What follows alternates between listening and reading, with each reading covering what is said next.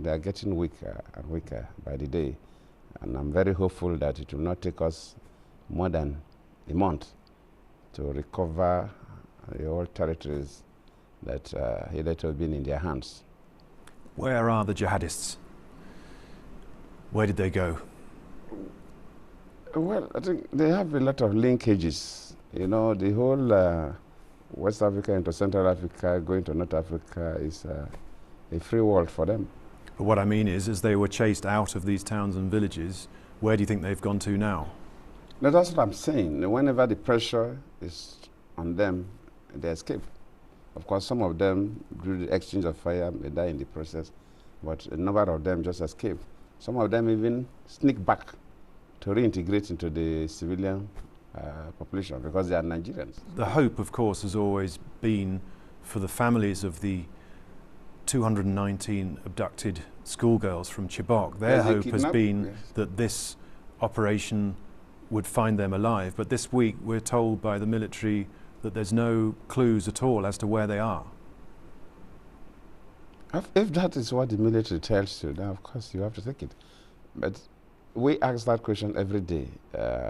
We are looking up to, we have not seen dead girls. That is the good news. So I believe they are still alive.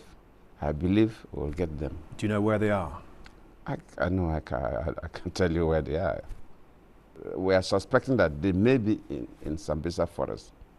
But one cannot say categorically, but we are suspecting that the bulk of them may be in Sambisa forest.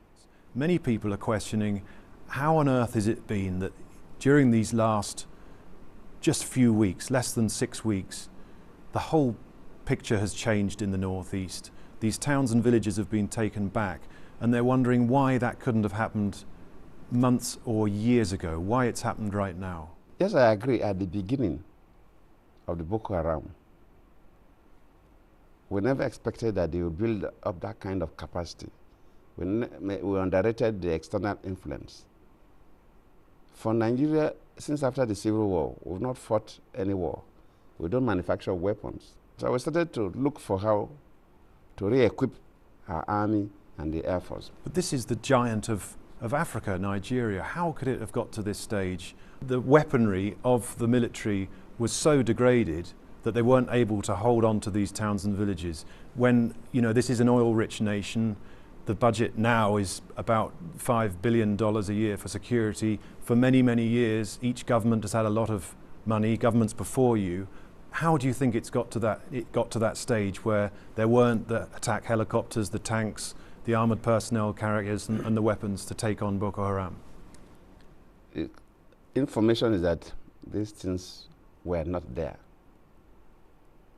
I was not in charge. I cannot speak for them. But do you think it's down to the fact that a lot of the security budget must have been looted during those years? The fact that people weren't buying, people were not buying the equipment? I can't say so. But what I can say is that it's not as if government has done nothing.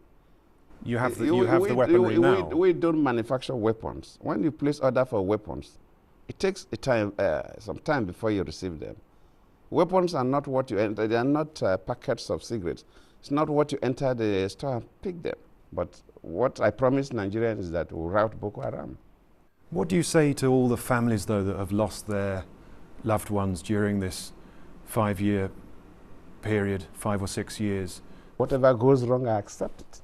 Whatever goes right, I take glory. So I'm not shifting blames. I'm only trying to explain to you. But you appears not to even appreciate what we are doing.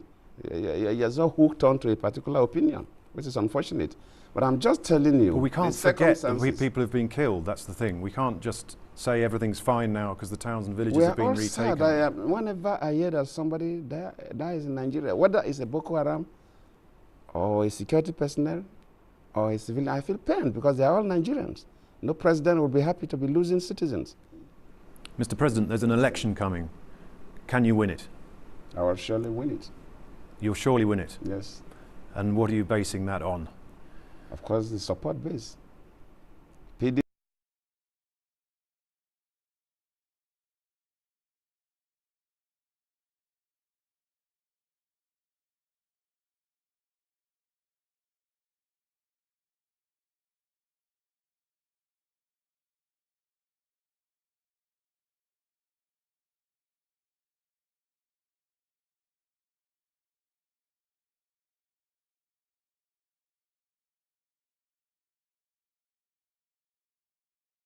I'm not saying you're doing it. Maybe people, Yeah, see, if people you who are begin benefiting from your presidency, maybe people who are connected to the government in one way or another, they're scared of losing power. I don't think so. I don't think so, because You haven't met any of them. you see, one thing people should know, it's not what people talk on papers. Nigeria has a law, we have a constitution. This democracy is based on that constitution. And that constitution says the president will not stay more than 4 years. This government must end on the 29th of May. And elections must be conducted not less than 30 days to 29th of May this year. Will you concede gracefully and call on everybody to be peaceful and accept the result? Election, look, I have said this severally.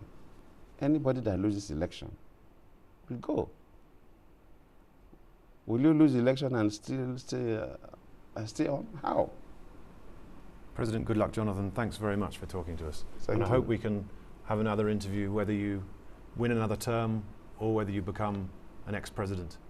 Well, I will grant you the interview maybe after the election, because I will surely win. Thank you, sir.